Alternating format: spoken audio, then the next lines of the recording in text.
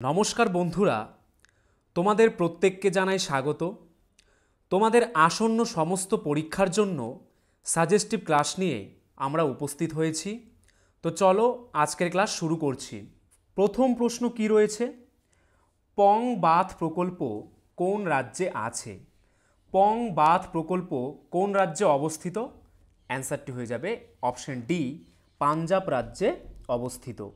এবার দেখো বিভিন্ন বাঁধ প্রকল্প কোন নদীতে অবস্থিত এবং কোন রাজ্যে অবস্থিত। প্রথমে কি রয়েছে? শরাবতী প্রকল্প কোন নদীতে অবস্থিত? শরাবতী নদীতে। এটি কোথায় অবস্থিত? কর্ণাটক রাজ্যে। নাগার্জুন সাগর প্রকল্প কোন নদীতে অবস্থিত? কৃষ্ণা নদীতে। কোন রাজ্যে অবস্থিত? অন্ধ্রপ্রদেশে। সোমালিসা বাঁধ প্রকল্প কোথায় অবস্থিত? পেন্না নদীতে। কোন রাজ্যে অবস্থিত? অন্ধ্রপ্রদেশে। কয়না বাঁধ প্রকল্প কোথায় গড়ে উঠেছে? কয়না নদীতে। কোথায় অবস্থিত? মহারাষ্ট্রে। ভীমা প্রকল্প কোন নদীতে গড়ে উঠেছে? পবন নদীতে। কোথায় অবস্থিত? মহারাষ্ট্রে অবস্থিত। টাটা হাইডাল প্রকল্প কোন নদীতে গড়ে উঠেছে? ভীমা নদীতে। কোথায় অবস্থিত? মহারাষ্ট্রে অবস্থিত। উকাই প্রকল্প কোন নদীতে গড়ে উঠেছে? তাপ্তি নদীতে। কোথায় অবস্থিত? গুজরাটে অবস্থিত। পানামা প্রকল্প কোন নদীতে অবস্থিত? পানামা নদীতে। কোন রাজ্যে অবস্থিত? গুজরাট রাজ্যে এই পানামা প্রকল্প অবস্থিত। কাকরাপাড়া প্রকল্প কোন নদীতে অবস্থিত? তাপ্তি নদীতে। কোন রাজ্যে অবস্থিত? গুজরাটে। কার্জন প্রকল্প কোন নদীতে অবস্থিত? কার্জন নদীতে, এটাও গুজরাটে অবস্থিত। রানা প্রতাপ সাগর প্রকল্প চম্বল নদীতে অবস্থিত। কোন রাজ্যে অবস্থিত এই চম্বল নদী? রাজস্থানে। জওহর সাগর প্রকল্প এটাও চম্বল নদীতে অবস্থিত, রাজস্থানে যেটি অবস্থিত। গঙ্গা সাগর প্রকল্প কোন নদীতে অবস্থিত? চম্বল নদীতে। কোন রাজ্যে অবস্থিত? মধ্যপ্রদেশ রাজ্যে। ময়ূরাক্ষী প্রকল্প ময়ূরাক্ষী নদীতে অবস্থিত। কোন রাজ্যে অবস্থিত? এটি কিন্তু পশ্চিমবঙ্গে অবস্থিত। ফারাক্কা প্রকল্প গঙ্গা নদীর ওপর গড়ে উঠেছে। কোন রাজ্যে অবস্থিত? পশ্চিমবঙ্গে অবস্থিত। কংসাবতী প্রকল্প কংসাবতী নদীর উপর গড়ে উঠেছে। এটি কোন রাজ্যে অবস্থিত? পশ্চিমবঙ্গ রাজ্যে অবস্থিত। পং বাঁধ প্রকল্প এটি বিপাশা নদীতে অবস্থিত। কোন রাজ্যে অবস্থিত? পাঞ্জাব রাজ্যে অবস্থিত। শরাবতী প্রকল্প কোন নদীতে অবস্থিত? শরাবতী নদীতে, এটি কর্ণাটকে অবস্থিত। মান্ডি প্রকল্প এটি বিপাশা নদীতে অবস্থিত। কোন রাজ্যে অবস্থিত? হিমাচল প্রদেশ রাজ্যে অবস্থিত। নেক্সট, ভুটানের জাতীয় পশু হলো বা ভুটানের জাতীয় পশু কোনটি? অ্যান্সারটি হয়ে যাবে অপশন বি, টাকিন। টাকিন হচ্ছে ভুটানের জাতীয় পশু। এইবার দেখো বিভিন্ন দেশের জাতীয় পশুর নাম। প্রথমে কি রয়েছে? ভারতের জাতীয় পশুর নাম কি? Royal Bengal tiger. বাংলাদেশের জাতীয় পশু কোনটি? বেঙ্গল টাইগার। পাকিস্তানের মারখোর। শ্রীলঙ্কার জাতীয় পশুর নাম কি? সিংহ। নেপালের গরু। কানাডার বিবর। অস্ট্রেলিয়ার জাতীয় পশু কোনটি? ক্যাঙ্গারু। আর্জেন্টিনার জাতীয় পশু পুমা। ইংল্যান্ডের জাতীয় পশু সিংহ। আমেরিকার জাতীয় পশুর নাম কি? American bison. কেনিয়ার জাতীয় পশু সিংহ। জাপানের কই। নিউজিল্যান্ডের মুস। সিঙ্গাপুরের জাতীয় পশুর নাম কি? সিংহ। হংকংয়ের জাতীয় পশু কোনটি? ডলফিন। আফগানিস্তানের জাতীয় পশু কোনটি? Polo sheep. ইন্দোনেশিয়ার জাতীয় পশু কোনটি? Komodo dragon. আয়তনে বিশ্বের সবচেয়ে বড় জলপ্রপাত কোনটি? আয়তনের দিক থেকে বিশ্বের সবচেয়ে বড় জলপ্রপাত কোনটি? অ্যান্সারটি হয়ে যাবে অপশন সি, নায়াগ্রা জলপ্রপাত হচ্ছে আয়তনে বিশ্বের সবচেয়ে বড় জলপ্রপাত। নায়াগ্রা জলপ্রপাত বা নায়াগ্রা ফলস উত্তর আমেরিকার নায়াগ্রা নদীর ওপর অবস্থিত। মূলত তিনটি পাশাপাশি অবস্থিত ভিন্ন জলপ্রপাত নিয়ে নায়াগ্রা জলপ্রপাত গঠিত। এই তিনটি জলপ্রপাতের মধ্যে সবচেয়ে বড়টি হর্সংশু ফলস বা কানেডিয়ান ফলস, কানাডা ও যুক্তরাষ্ট্রের নিউ ইয়র্ক স্টেটের সীমান্তে অবস্থিত। পৃথিবীর উচ্চতম জলপ্রপাতের নাম কি? সেটি কিন্তু হয়ে যাবে অ্যাঞ্জেল জলপ্রপাত। অ্যাঞ্জেল জলপ্রপাত হচ্ছে পৃথিবীর উচ্চতম জলপ্রপাত। এবার দেখো বিভিন্ন জলপ্রপাত সম্পর্কে বিস্তারিত জেনে নেব। প্রথমে কি রয়েছে? দুধসাগর জলপ্রপাত এর দৈর্ঘ্য কত? 310 মিটার। মান্ডবী নদীর ওপরে অবস্থিত। কোথায় এই মান্ডবী নদী? কর্ণাটক ও গোয়াতে। বারকানা জলপ্রপাত কোথায় অবস্থিত? কর্ণাটকে। যোগ জলপ্রপাত এটি শরাবতী নদীর তীরে কর্ণাটকে অবস্থিত।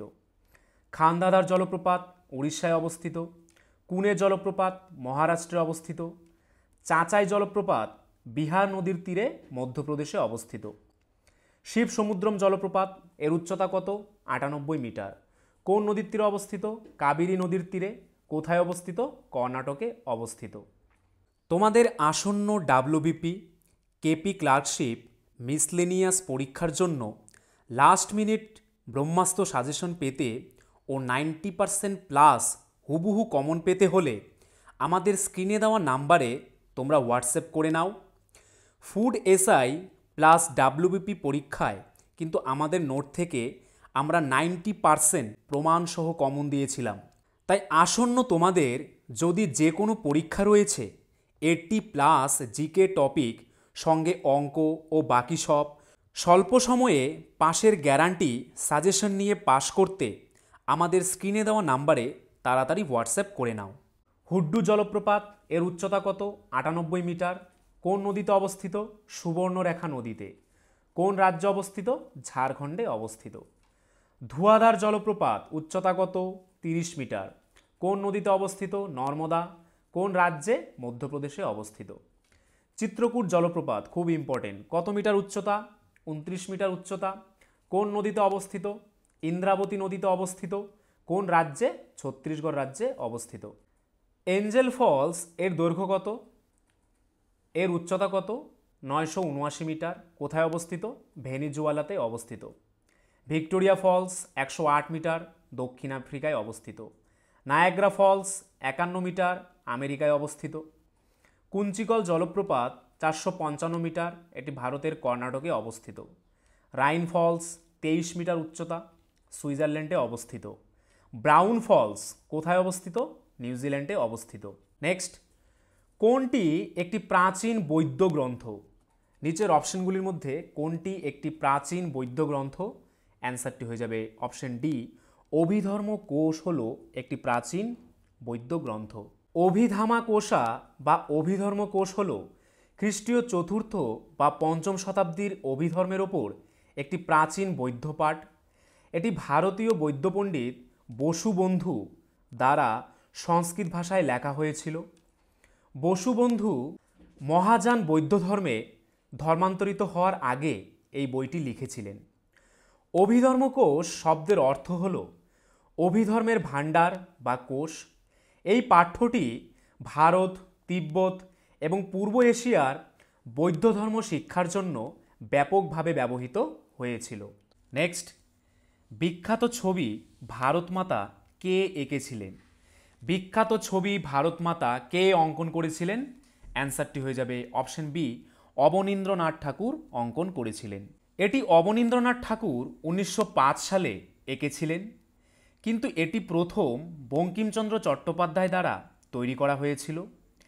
পেইন্টিংটিতে একজন সাধবীর মতো জাফরান রঙের পোশাক পরিহিত মহিলা, ধানের শীল, সাদা কাপড়, রুদ্রাক্ষ এবং একটি বই ধরেছেন। এটি ভারতের স্বাধীনতা আন্দোলনের ধারণাকে চিত্রিত করার জন্য আঁকা হয়েছিল। নেক্সট, প্রজনন পরীক্ষা ব্যবহার করে কোন বিজ্ঞানী বংশগতির সূত্র আবিষ্কার করেন? প্রজনন পরীক্ষা ব্যবহার করে কোন বিজ্ঞানী বংশগতির সূত্র আবিষ্কার করেন? অ্যান্সারটি হয়ে যাবে option B, Gregor Johann Mendel. কী হবে অ্যান্সারটি?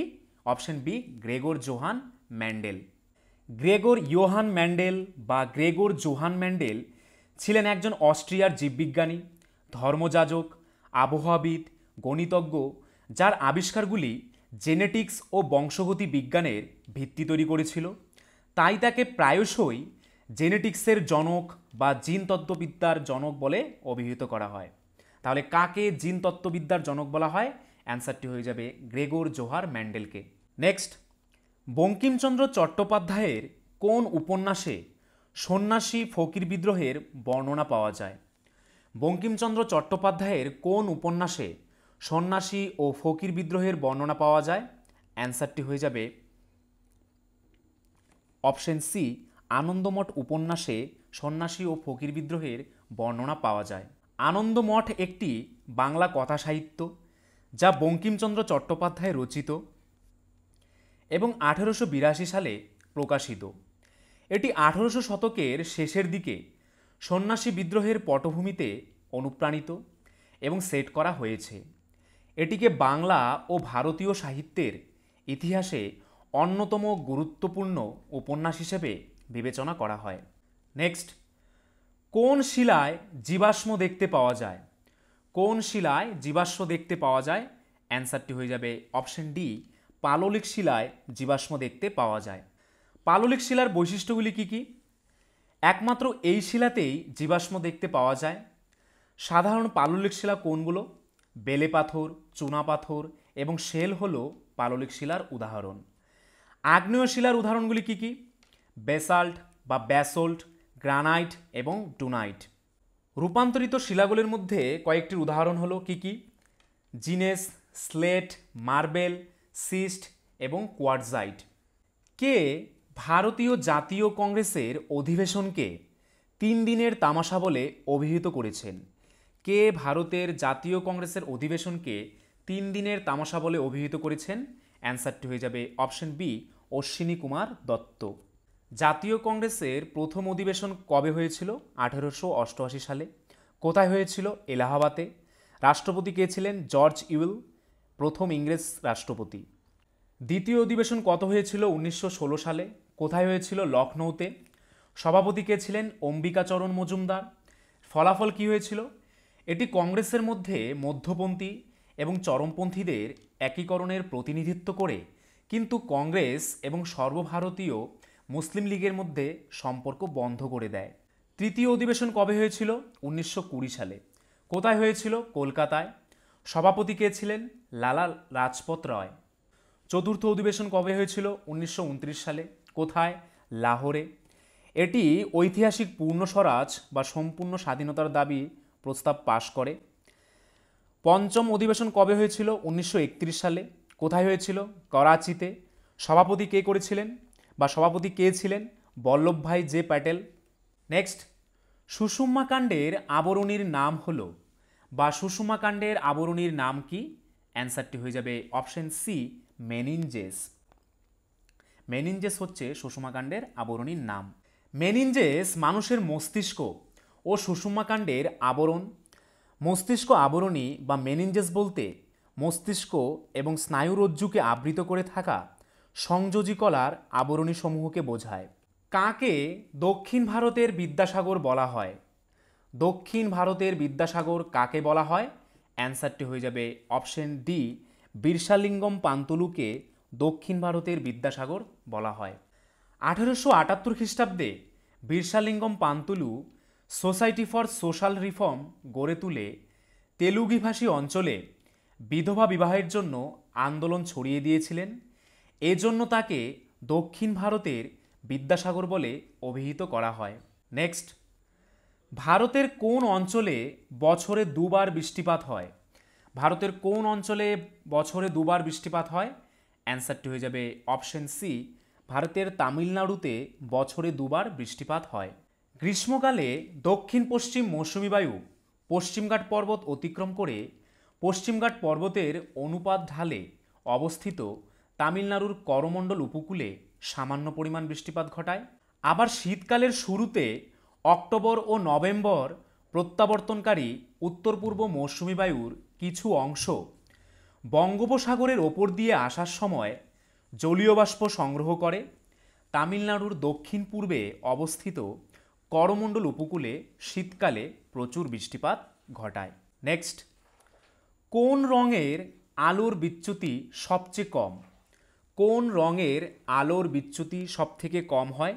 অ্যান্সারটি হয়ে যাবে অপশন এ, লাল রঙের আলোর বিচ্যুতি সবচেয়ে কম। যে আলোর তরঙ্গদৈর্ঘ্য বেশি তার বিচ্যুতি সবচেয়ে কম।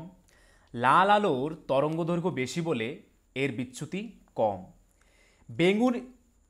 বেগুনি রঙের আলোর বিচ্যুতি সবচেয়ে বেশি। ভারতের সর্বোচ্চ সাহসী পুরস্কার কোনটি?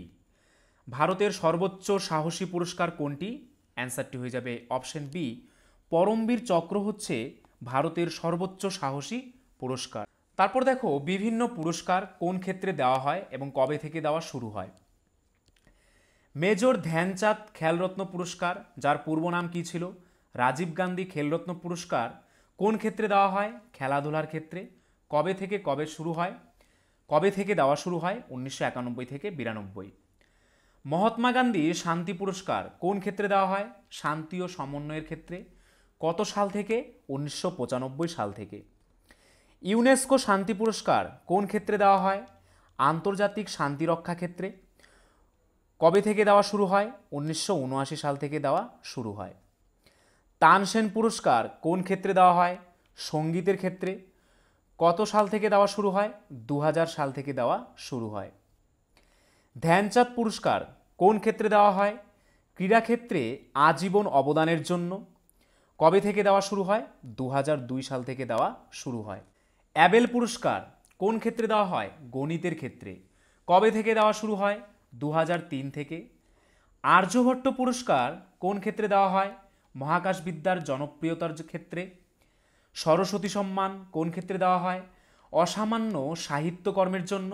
1991 সাল থেকে দেওয়া হয়। মূর্তিদেবী পুরস্কার কোন ক্ষেত্রে দেওয়া হয়? সাহিত্যের ক্ষেত্রে। কবে থেকে দেওয়া হয়? 1983 সাল থেকে দেওয়া শুরু হয়। দেহে জীবাণুর বিরুদ্ধে প্রতিরোধ গড়ে তুলে যে রক্তকণিকা বা কোন রক্তকণিকা দেহে জীবাণুর বিরুদ্ধে প্রতিরোধ গড়ে তোলে? অ্যান্সারটি হয়ে যাবে অপশন এ, শ্বেত রক্তকণিকা। লিউকোসাইট, যা শ্বেত রক্তকণিকা নামেও পরিচিত, শরীরের রোগের বিরুদ্ধে প্রতিরোধ গড়ে তুলতে গুরুত্বপূর্ণ ভূমিকা পালন করে। এই রক্তকণিকাগুলি শরীরের রোগ প্রতিরোধ ক্ষমতার সাথে জড়িত এবং ব্যাকটেরিয়া, ভাইরাস এবং ছত্রাকের মতো ক্ষতিকারক প্যাথোজেনগুলির বিরুদ্ধে লড়াই করতে সহায়তা করে। নেক্সট, কোন স্থানটি মিথিলা চিত্রকলা বা মধুবনী চিত্রকলার জন্য বিখ্যাত? কোন স্থানটি মিথিলা চিত্রকলা বা মধুবনী চিত্রকলার জন্য বিখ্যাত? অ্যান্সারটি হয়ে যাবে অপশন সি, বিহার রাজ্যটি মিথিলা চিত্রকলা বা মধুবনী চিত্রকলার জন্য বিখ্যাত। মিথিলা চিত্রকলা, যা মধুবনী চিত্রকলা নামেও পরিচিত, ভারতীয় চিত্রকলার একটি শৈলী যা বিহারের মিথিলা অঞ্চলে চর্চা করা হয়। এই শিল্পের রূপটি এর নজরকাড়া জ্যামিতিক নিদর্শন দ্বারা চিহ্নিত করা হয়। এটি ঐতিহ্যগতভাবে তাজা প্লাস্টার করা মাটির দেওয়াল এবং কুঁড়োঘরের মেঝেতে করা হয়, তবে আজকাল এটি কাপড়, হস্তনির্মিত কাগজ এবং ক্যানভাসেও করা হয়। মিথিলা চিত্রকলাগুলি তাদের প্রাণবন্ত রং এবং জটিল নকশার জন্য পরিচিত। প্রায়শই হিন্দু দেবতা, উদ্ভিদ ও প্রাণী এবং রাজদরবারের দৃশ্যগুলিকে চিত্রিত করে। পরম শূন্য উষ্ণতায় সকল গ্যাসের আয়তন কীরূপ হয়? অথবা পরম শূন্য উষ্ণতায় সকল গ্যাসের আয়তনের কীরকম পরিবর্তন ঘটে? অ্যান্সারটি হয়ে যাবে অপশন এ, শূন্য হয়। পরম শূন্য উষ্ণতায় সকল গ্যাসের আয়তন শূন্য হয়। পরম শূন্য উষ্ণতা বা পরম শূন্য তাপমাত্রা, যাকে ইংরেজিতে কি বলা হয়? অ্যাবসোলিউট টেম্পারেচার, বলতে বোঝানো হয় এমন এক তাপমাত্রা যার চাইতে ঠান্ডা কোনো কিছু হতে পারে না। এই তাপমাত্রায় যে কোনো গ্যাসের আয়তন গাণিতিকভাবে শূন্য হয়। এর মান 0 কেলভিন -273.15 ডিগ্রি সেলসিয়াস অথবা -459.67 ডিগ্রি ফারেনহাইট। নেক্সট, 1857 সালের বিদ্রোহের সময় মুঘল সম্রাট কে ছিলেন? 1857 সালের মহাবিদ্রোহের সময় মুঘল সম্রাট কে ছিলেন? অ্যান্সারটি হয়ে যাবে অপশন সি, বাহাদুর শাহ বা দ্বিতীয় বাহাদুর শাহ ছিলেন 1857 সালের মহাবিদ্রোহের সময় মুঘল সম্রাট। বাহাদুর শাহ দ্বিতীয় বা বাহাদুর শাহ জাফর তার উপাধি, ছিলেন শেষ মুঘল সম্রাট।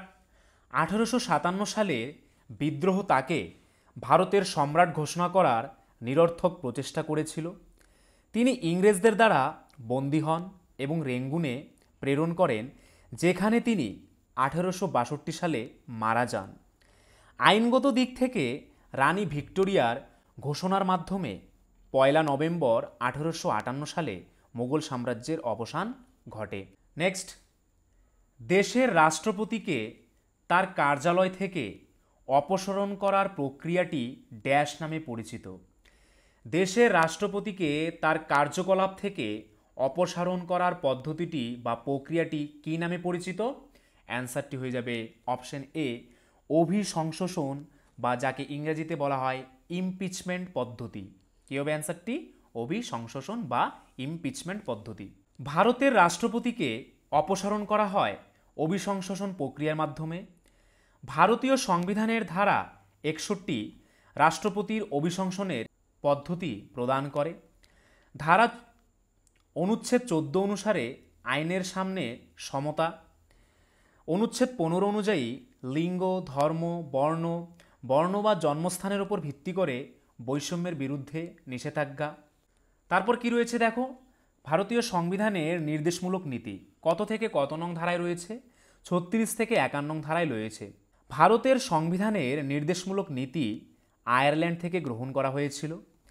আয়ারল্যান্ডের সংবিধান 1937 সালে নির্দেশমূলক নীতির ধারণা স্পেনের সংবিধান থেকে গৃহীত হয়েছিল। Doctor B.R.. আম্বেদকর নির্দেশমূলক নীতিকে নোবেল ফিচার্স বলে অভিহিত করেছেন। নির্দেশমূলক নীতি লিখেছেন জওহরলাল নেহরু। এর উদ্দেশ্য কি? একটি কল্যাণমুখী রাষ্ট্রের ধারণা দেওয়া। আমেরিকা যুক্তরাষ্ট্র থেকে কি নেওয়া হয়েছে? সুপ্রিম কোর্ট ও হাইকোর্টের বিচারপতিদের অপসারণ করার পদ্ধতি, মৌলিক অধিকার ও সংবিধানের প্রস্তাবনা। কানাডা থেকে কি নেওয়া হয়েছে?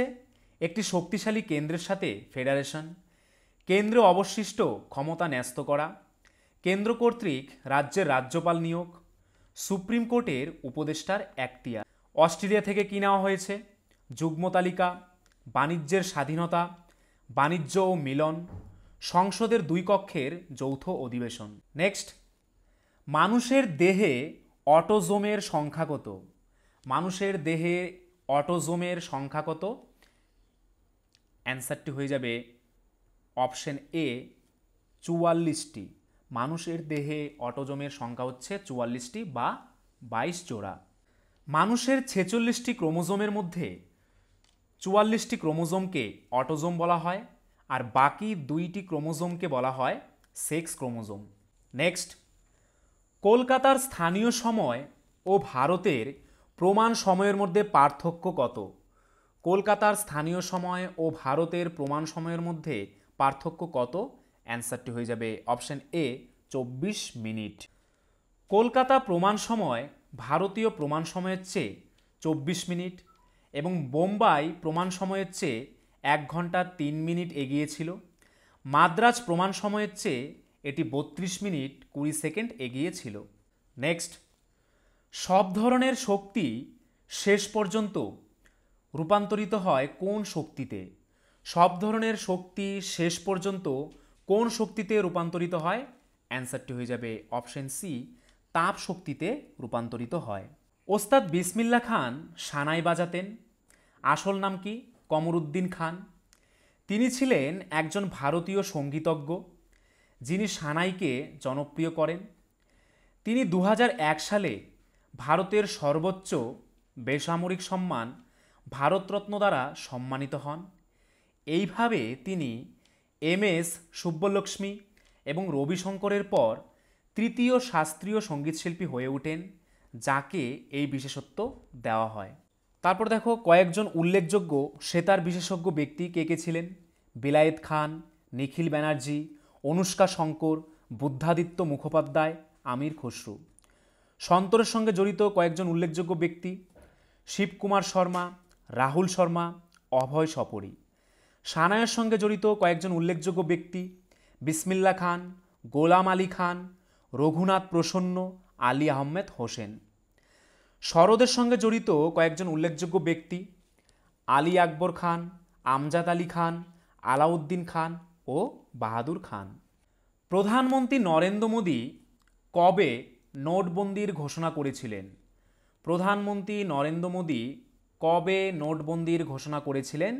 অ্যান্সারটি হয়ে যাবে অপশন সি, 8ই নভেম্বর 2016 সালে নোটবন্দির ঘোষণা করেছিলেন। 8ই নভেম্বর 2016 সালে ভারত সরকার সমস্ত 500 এবং 1000 ব্যাংকনোটের নোট বাতিল করার ঘোষণা করেছিলেন। পরবর্তী প্রশ্ন, স্বাধীন ভারতের অস্থায়ী সরকার বা আজাদ হিন্দ ফৌজ কোথায় গঠিত হয়েছিল? স্বাধীন ভারতের অস্থায়ী সরকার কোথায় গঠিত হয়েছিল? অ্যান্সারটি হয়ে যাবে অপশন এ, সিঙ্গাপুরে গঠিত হয়েছিল। 1943 সালের 21শে অক্টোবর নেতাজি বসু নিজেকে রাষ্ট্রপ্রধান, প্রধানমন্ত্রী ও যুদ্ধমন্ত্রী হিসেবে আজাদ হিন্দ এর অস্থায়ী সরকার গঠন করবার আহ্বান জানান। আজাদ হিন্দের অস্থায়ী সরকার গঠনের সাথে সাথে সশস্ত্র সংগ্রামের জন্য ভারতীয়দের একত্রিত করার পদক্ষেপ নেওয়া হয়। মালয়, থাইল্যান্ড এবং বার্মার অনেক ভারতীয় নাগরিক উৎসাহ নিয়ে সাড়া দিয়েছিলেন। নেক্সট, কোন সংশোধনী আইনে মৌলিক অধিকারের অধীনে শিক্ষার অধিকার চালু করা হয়েছে? কোন সংশোধনী আইনে মৌলিক অধিকারের অধীনে শিক্ষার অধিকার চালু করা হয়েছে? অ্যান্সারটি হয়ে যাবে অপশন ডি, 86তম সংশোধনী আইনে মৌলিক অধিকারের অধীনে শিক্ষার অধিকার চালু করা হয়েছে। নেক্সট, পৃথিবীর বৃহত্তম দ্বীপ কোনটি? পৃথিবীর বৃহত্তম দ্বীপের নাম কি? অ্যান্সারটি হয়ে যাবে অপশন সি, গ্রিনল্যান্ড। গ্রিনল্যান্ড হচ্ছে পৃথিবীর বৃহত্তম দ্বীপ। গ্রিনল্যান্ড উত্তর আটলান্টিক ও আর্কটিক মহাসাগরের মধ্যে অবস্থিত একটি সুবৃহৎ দ্বীপ, যা ডেনমার্কের একটি স্বনিয়ন্ত্রিত অংশ হিসেবে স্বীকৃত। দ্বীপটির অধিকাংশই আর্কটিক বৃত্তের উত্তর অংশে অবস্থিত। বাংলাদেশ কত সালে জাতিসংঘের সদস্যপদ লাভ করে? বাংলাদেশ কত সালে জাতিসংঘের সদস্যপদ লাভ করে? অ্যান্সারটি হয়ে যাবে 1974 সালে। বাংলাদেশ আনুষ্ঠানিকভাবে 1974 সালের 17ই সেপ্টেম্বর 136তম সদস্য হিসেবে জাতিসংঘে যোগদান করে। যোগদানের এক সপ্তাহ পর 1974 সালের 25শে সেপ্টেম্বর জাতিসংঘ সাধারণ পরিষদে বঙ্গবন্ধু শেখ মুজিবুর রহমান বাংলায় ভাষণ প্রদান করেন। তারপর দেখো বিভিন্ন সংস্থা এবং তাদের সদর দপ্তর এবং কত সালে প্রতিষ্ঠিত হয়েছিল। প্রথমে কি রয়েছে? জাতিসংঘের সদর দপ্তর কোথায় অবস্থিত? নিউ ইয়র্কে। জাতিসংঘের প্রথম মহাসচিব কে ছিলেন? ট্রিগভে হাফডেনলি বা সংক্ষেপে ট্রিগভিলি বলা হয়। কমনওয়েলথ অব নেশনস এর সদর দপ্তর কোথায়?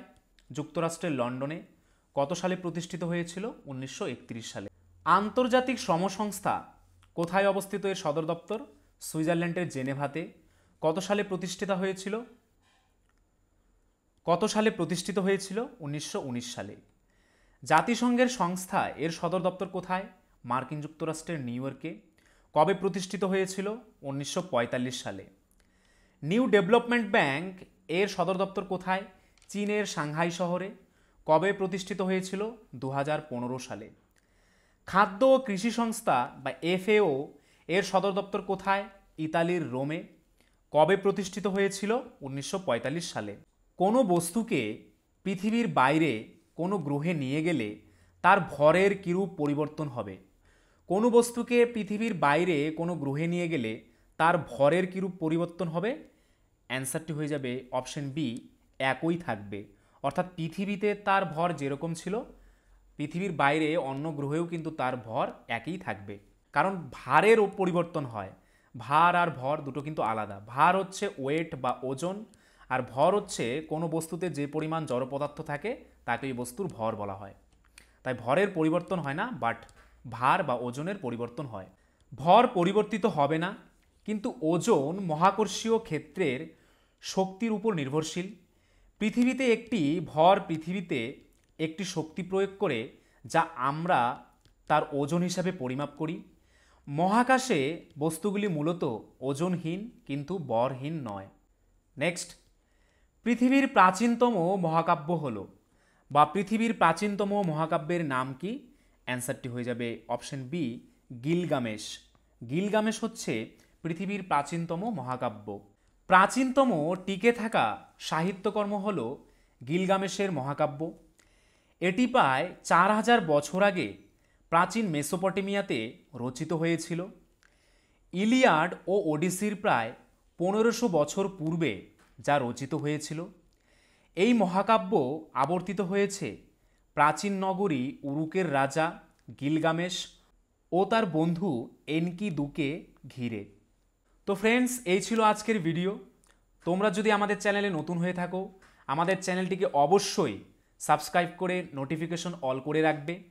তার পাশাপাশি তোমরা যদি আমাদের পুলিশের ব্যাচে অ্যাডমিশন নিতে চাও, আমাদের স্ক্রিনে দেওয়া নাম্বারে একবার অবশ্যই হোয়াটসঅ্যাপ করে নাও।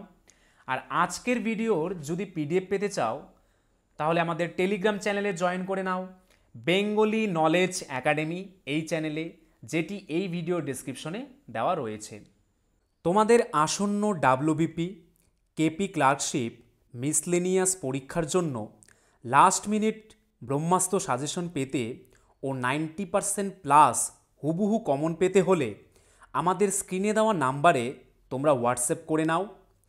ফুড এসআই প্লাস ডাব্লিউবিপি পরীক্ষায় কিন্তু আমাদের নোট থেকে আমরা 90% প্রমাণসহ কমন দিয়েছিলাম।